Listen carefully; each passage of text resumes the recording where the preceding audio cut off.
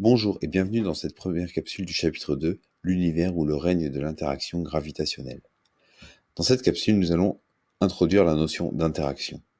Pour ce faire, nous allons nous demander ce qu'il se passe lorsqu'un objet en acier et un aimant sont mis à proximité l'un de l'autre et que l'on rapproche peu à peu l'objet de l'aimant. Lequel va se déplacer? Est-ce l'objet qui ira à la rencontre de l'aimant ou bien l'aimant qui ira à la rencontre de l'objet?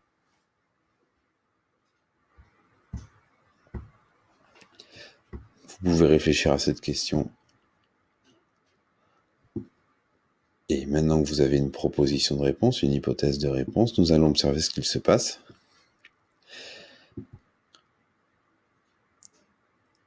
Et pour mieux voir, nous allons le mettre donc au ralenti. Et nous voyons qu'en fait, les deux, l'objet et l'aimant, se sont déplacés. L'objet a été attiré par l'aimant, mais l'aimant a également été attiré par l'objet. Nous retiendrons que donc l'aimant et l'objet se sont déplacés simultanément l'un vers l'autre. L'aimant a agi sur l'objet, tout comme l'objet a agi sur l'aimant. Et c'est pour cela que l'on parle d'interaction.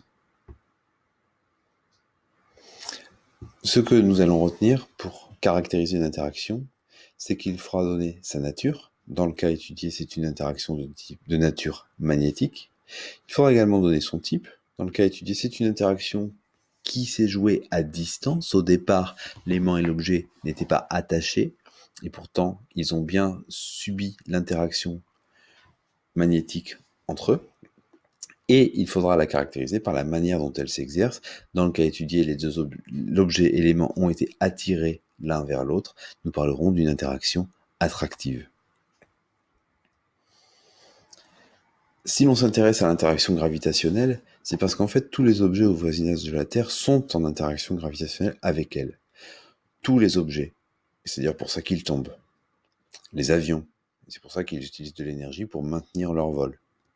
Et même nous, les êtres humains, bien que nous parvenions parfois à sauter assez haut, nous retombons inexorablement.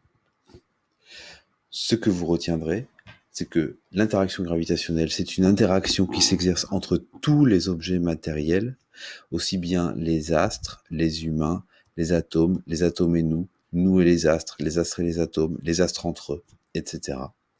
C'est une interaction donc de nature gravitationnelle, c'est une interaction qui s'exerce à distance. En effet, l'avion ne touche pas la Terre et pourtant il est attiré par la Terre, nous le savons, c'est un exemple. Et c'est une interaction qui s'exerce de manière toujours attractive. Voilà, cette capsule est terminée. Je vous invite à visionner une nouvelle fois la vidéo si vous avez besoin de mieux comprendre les notions abordées. N'oubliez pas de répondre au questionnaire. À bientôt.